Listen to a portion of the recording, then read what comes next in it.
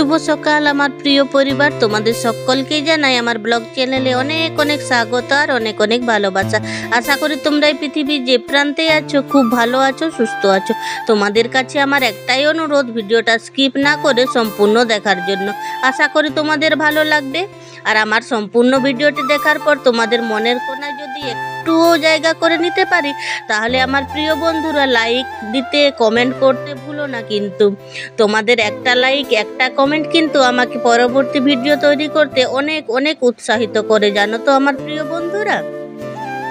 প্রত্যেকটা দুয়ারে মাড়ুলি দিয়ে উঠোনটাকে ঝাড় দিয়ে চলে এসেছি বাইরের দিকে ঝাড় দিতে। আজ হলো সোমবার, গতকালকে বিকেলে ভালোই বৃষ্টি হয়েছিল। দেখো কেমন চারদিকটা ভিজা ভিজা হয়ে আছে। গতকাল জানো তো বন্ধুরা, এই খামারে জ্বালানি কাঠ রোদে দিয়েছিলাম। হঠাৎ করেই বৃষ্টি শুরু হতেই ঘরের দিক থেকে ছুটে এসে কাঠগুলো তুলতে শুরু করে দিয়েছিলাম, কিন্তু সমস্ত কাঠ তুলে দিতে পারিনি গো। ততক্ষণে জোর বৃষ্টি আরম্ভ হয়ে গেছিল। আর ওই ভিজে কাঠগুলোই একটু আগে তোমাদের সামনে চালার দিকে তুলে দিলাম। আর এখন দেখো তোমাদের দাদা ভাই সখীকে গোয়াল থেকে বের করে দিল। আর আমি কি বলো তো, ঝাড় দিতে এতই অসুবিধা হচ্ছে, পুরো খড়গুলো ভিজে আছে তো কোনো রকমে ঝাড়টা দিয়ে দিলাম। একদমই ঝাঁটা সরতে চাইছিল না।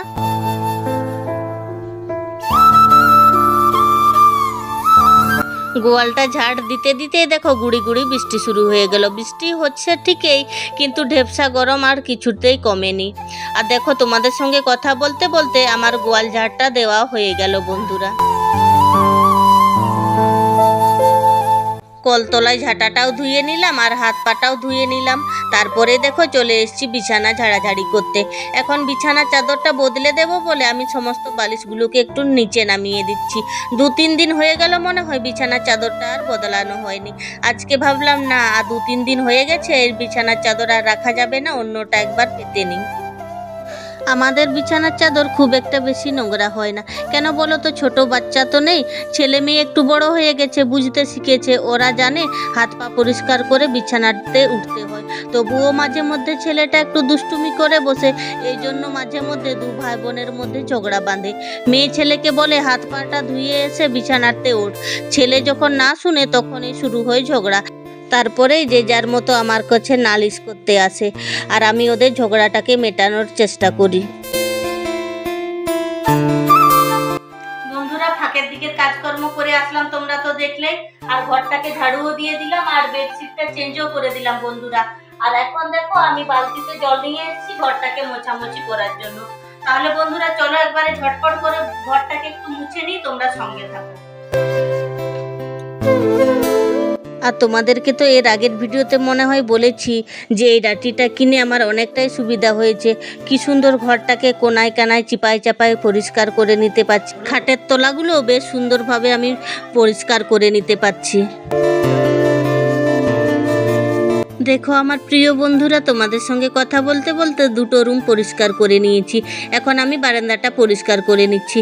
আর এই রুমে না তোমাদের দাদা ভাই ধান স্প্রে করার মেশিনটাকে চার্জে বসিয়েছে, তাই খুব সাবধান করে ঘরটাকে মুছে বের করলাম।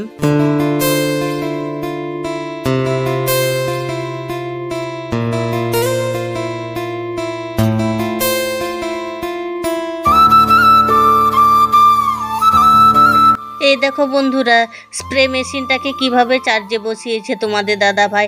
আর এদিকে ফ্রিজ রাখা আছে, ফ্রিজটার কোনায় কানায় কিন্তু আমি মুছে বের করলাম। আর এখন দেখো মোছামুছি হয়ে গেল আমার। বন্ধুরা, এই যে বালতিতে নিয়ে নিয়েছি জামা কাপড়, মেয়ের 2-1টা আছে। আর এই রুমের যে বিছানার চাদরটা বদলালাম, ওই চাদরটা আছে। তোমাদের দাদা ভাইয়ের রুমের এখনো বদলাইনি চাদরটা, গতকালকে বদলে দিয়েছিলাম। তাহলে বন্ধুরা এটা ঝটপট করে কাচাকাচিটা করে নিয়ে আসি। তোমাদেরকে আর সঙ্গে নিয়ে যাচ্ছি না, আমি তাড়াতাড়ি করে কাচাকাচিটা করে নিয়ে আসি বন্ধুরা। তাহলে একেবারে তোমাদের সঙ্গে পরে দেখা হচ্ছে।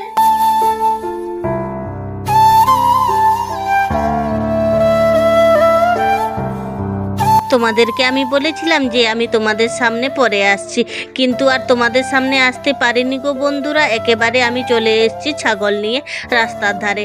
এখন আমি ছাগল চড়াচ্ছি। তোমরা তো জানোই আমি যদি ছাগল নিয়ে আসি তাহলে এই রাস্তার ধারে ধারেই চড়াই। আমার পুরনো বন্ধুরা জানো, নতুন বন্ধুরা হয়তো জানো না, এই জন্য আমি আবারও একবার বলে দিচ্ছি, আমি যদি ছাগল চড়াতে আসি এই রাস্তার ধারে ধারে কিন্তু আমি ছাগল চড়াই। এইভাবে আমি রাস্তার ধারে ধারে ছাগল চড়াই বলে অনেক মানুষ মানুষজন, আমাদের পাশাপাশি মানুষজন আর কথা বলছি, অনেক কথা শোনায়। আচ্ছা বলো তো বন্ধুরা, ছাগল লালন পালন করাটা কি অন্যায়? তোমরা তো জানোই আমাদের আদিবাসী সমাজে নারী পুরুষ সমানে আমরা কাজ করে থাকি। তোমাদের দাদা ভাই ছাগলের জন্যই গেছে ঘাস কাটতে, তাই আমি বেশি দেরি না করে অনেকক্ষণ আগেই নিয়ে এসেছি ছাগলগুলোকে। এখন বাজে 2টার মতো, এখন আর বেশিক্ষণ রাখবো না, এখন আমি বাড়ি নিয়ে চলে যাব। একটু ক্ষমা করে দিও বন্ধুরা, একটা ছোট্ট বাচ্চা ভিডিও তুলে দিচ্ছে, এই জন্য ভিডিওটা একটু কাপা কাপা হচ্ছে। ছেলে মেয়ে দুটোই গেছে স্কুলে। সকালে এক তরকারি ভাত হয়েছিল, এক তরকারি ভাত খেয়ে স্কুলে চলে গেছে ওরা। তোমরা তো জানোই আমার সংসারের পরিস্থিতি, যেদিন যেমন সেদিন তেমন করে আমাদেরকে চলতে হয়। তোমাদের দাদাভাইও মনে হয় এক্ষণেই চলে আসবে। আমরা কিন্তু দুজনেই একসঙ্গে বেরিয়েছিলাম। আমি বেরিয়েছিলাম ছাগল নিয়ে, আর তোমাদের দাদাভাই বেরিয়েছিল কাস্তে আর বস্তা নিয়ে। আর আমার দেখো ছাগল চড়ানো হয়ে গেছে, আমি এখন সব কটা ছাগলকে একটু তাড়া করে করে নিয়ে আসছি।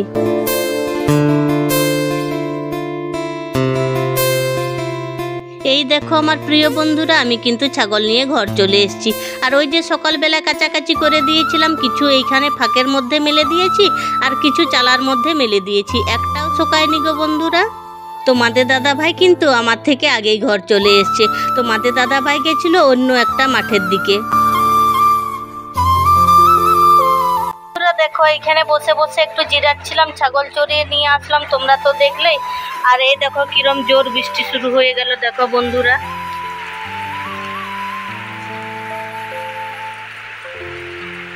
এখনো চান করতে পারিনি বন্ধুরা, বৃষ্টিটা থামাক তারপরে যাব। অনেক বন্ধুরা আমাকে কমেন্ট করে বলেছিলে দিদি ভাই তোমাদের বাঁকুড়ার ভাষা 2-1টা ভিডিওতে বলবে। এই তো আমার প্রিয় বন্ধুরা, একটু আগে যে কথাগুলো আমি বললাম এটা হলো আমাদের বাঁকুড়ার লোকাল কথা। তো বন্ধুরা, আমাদের কিন্তু দ্বিতীয়বার করে পরিচয় দিতে হয় না যে আমরা বাঁকুড়ার বাসী, আমাদের ভাষায় কিন্তু আমাদের পরিচয়। এখন দেখো আমি চান করে এসে রান্নাটা বসিয়ে দিয়েছি। আমি ফোনটাকে চার্জে দিয়েছিলাম বলে তোমাদেরকে সবজিপাতি কাটাকাটি কিছুই শেয়ার করতে পারিনি। রান্নাও কিন্তু আমি অনেকটাই এগিয়ে নিয়েছি, পেঁপে আলু তরকারিটাও করে নিয়েছি, আর কাঁচকলাটাও সিদ্ধ করে নিয়েছি, শুধু লবণ আর হলুদ দিয়ে এখন আমি ভেন্ডি আর করলা ভাজা করে নিচ্ছি, আর ডিমটাও সিদ্ধ হয়ে গেছে, ওটাকেও নামিয়ে দিচ্ছি। ভাতটা আর কিছুক্ষণ সময় লাগবে, তরকারিগুলোই আগে করে নিয়েছিলাম আর ভাতটা একটু পরে বসিয়েছিলাম, এই জন্য একটু ভাতটা হতে দেরি হচ্ছে। তো যাই হোক, এদিকে আমি কাজ করতে করতে চলো তোমাদের সাথে একটু গল্প সল্প করে নিই। সত্যিই গো আমার প্রিয় বন্ধুরা, আমাদের মানুষের জীবন কিন্তু সাগরের সমান। যে ব্যক্তি লাগাতার পরিশ্রম করে সেই ব্যক্তি কিন্তু কিনারায় পৌঁছায়, কিন্তু আমার ক্ষেত্রে হচ্ছে ঠিক উল্টোটা।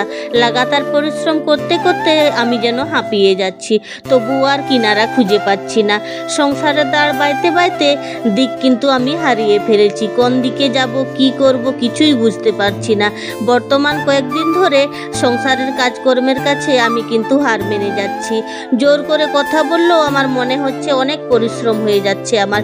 বিশ্বাস করো বন্ধুরা, কাজ করার সময় না শরীরে কাঁপুনি কাঁপুনি ভাব বুঝতে পারছি। যদিও ডাক্তারবাবু বলেছেন কোনো ভয়ের কারণ নেই, সব রিপোর্ট নর্মাল আছে, ওষুধ দিয়েছেন। আর বিজলি দিদি ভাই তুমি যে যে খাবারগুলো খেতে বলেছিলে ডাক্তারবাবু কিন্তু সেই খাবারগুলোই আমাকে খেতে বলেছেন। তোমাকে অনেক অনেক ধন্যবাদ জানাই গো দিদি ভাই, এইভাবে আমাকে সাপোর্ট করার জন্য। আর ডাক্তারবাবু বলেছেন একটু রেস্ট নিতে, যেটা আমার পক্ষে সম্ভব হচ্ছে না। কি যে একটা ওষুধ দিয়েছেন ডাক্তারবাবু, দুপুরে আর রাত্রে খেতে বলেছেন খাবার পর। ওই ওষুধটা খেলেই আমার খুব ঘুম পাচ্ছে জানো তো বন্ধুরা, 5-10 মিনিটের মধ্যে আমি যেন ঘুমিয়ে পড়ছি। এই জন্য একবেলা খেতে হচ্ছে আমাকে ওই ওষুধটা, শুধুমাত্র রাত্রেবেলায় খাচ্ছি। আর আমার কি সমস্যা হচ্ছে বলো তো বন্ধুরা, দুপুরে যদি ওই ওষুধটা খাচ্ছি, দুপুরের সংসারের কোনো কাজকর্মই করতে পারছি না। তোমাদের দাদা ভাইয়ের পরিশ্রমটা একটু বেশি হয়ে যাচ্ছে, এই জন্য আপাতত একবার করেই খাচ্ছি। আর মাত্র কয়েকটা দিন মাঠের জমিতে আগাছা পরিষ্কার করা শেষ হয়ে গেছে, শুধুমাত্র বাকি আছে জমিতে কীটনাশক দিতে। তোমাদের দাদা ভাই কয়েকদিনের মধ্যে শেষ করে ফেলবে, তাহলেই কিন্তু আমাকে সংসারের কাজে অনেকটা সাহায্য করতে পারবে। তখন আমি টাইম টু টাইম ওষুধগুলো খাওয়াবো। নতুন বন্ধুরা হয়তো বুঝতে পারছো না আমার কি হয়েছে, পুরনো বন্ধুদেরকে তো আর বলতে হবে না যে আমার কি সমস্যা হয়েছে, তবু একবার নতুন বন্ধুদের জন্য আমি বলে দিই আমার কি হয়েছে। আমার শরীরে হিমোগ্লোবিন কম আছে বলে আমার এত সমস্যা। তোমাদেরকে যে একটু আগে এক দিদিভাইয়ের নাম বললাম, সেই দিদিভাই কিন্তু আমি যখন আমার সমস্যার কথা ভিডিওতে তোমাদেরকে বলি, তখন দিদিভাই বলেছিল, বোন তুমি এইসবগুলো খাও, কাঁচকলা সিদ্ধ, ডুমুর সিদ্ধ, কুলেখাড়ার শাকের সিদ্ধ, এইগুলো খেলে তোমার শরীরে এমনিতেই রক্ত বাড়বে। তো দিদিভাই তোমাকে জানাই অসংখ্য অসংখ্য ধন্যবাদ গো আবারও, কারণ তুমি যেগুলো আমাকে খেতে বলেছো ডাক্তারবাবু কিন্তু সেইগুলোই আমাকে খেতে বলেছে। সত্যি গো প্রিয় বন্ধুরা, ওয়াইটিতে ভিডিও করে যে এত তোমাদের ভালোবাসা পাবো আমি কিন্তু স্বপ্নও ভাবিনি। তোমাদের সকলকেই জানাই অসংখ্য অসংখ্য ধন্যবাদ। তোমাদের সাথে কথা বলতে বলতে দেখো আমার রান্না বান্না হয়ে গেল। এখন দেখো আমি 3 জনের জন্য ভাত বেড়ে নিলাম, তোমাদের দাদা ভাইয়ের জন্য, মেয়ের জন্য আর আমার জন্য। ছেলে বলছে মা আমি একটু পরে খাবো। ছেলে তো স্কুলে খাবার পায়, স্কুলে ভাত খেয়েছে, বলছে মা এখন আমি আর খেতে পারবো না, আমার পেটটা ভরা ভরা লাগছে। আমি বলি ঠিক আছে তাহলে তুমি একটু পরেই খেও। মেয়ে তো খাবার পায় না, তাই দেখো স্কুলে জামা প্যান্ট না ছেড়ে খেতে বসে পড়েছে, বলছে মা আমার খুব খিদে পেয়েছে। শুভ সন্ধ্যা আমার প্রিয় বন্ধুরা। দেখো সন্ধে দেখিয়ে আমি চলে এসেছি কাপড় জামা তুলতে। ভাত খাওয়া দাওয়া করে থালা বাসনগুলো মাঝামাঝি করে দিয়ে একটু ঘুমিয়ে পড়েছিলাম। তো উঠেই দেখি সন্ধে নেমে এসছে। তখন তড়িঘড়ি করে নাইটিটা বদলে সন্ধেটা দেখিয়ে দিলাম, তারপরে এসছি জামা কাপড় তুলে নিতে। নমস্কার বন্ধুরা, সমস্ত জামা কাপড় ওই দিকের থেকে তুলে নিয়ে আসলাম, তোমরা তো দেখলে। আর একটা চেয়ারের মধ্যে রেখে দিলাম বন্ধুরা। আর কি বলতো, একটাও শোকায়নি। এখন মেলবো না, রাত্রে শোয়ার আগে আর চারদিকটাই, ঘরের চারদিকটাই মেলে দেবো। তো বন্ধুরা আজকে আমি ভিডিওটা এখানে শেষ করছি। তোমরা খুব ভালো থেকো, সুস্থ থেকো আর সাবধানে থেকো। আর আজকের ভিডিওটা তোমাদের যদি ভালো লাগে তাহলে আমার পরিবারের সদস্য হয়ে পাশে থাকার অনুরোধ জানাই।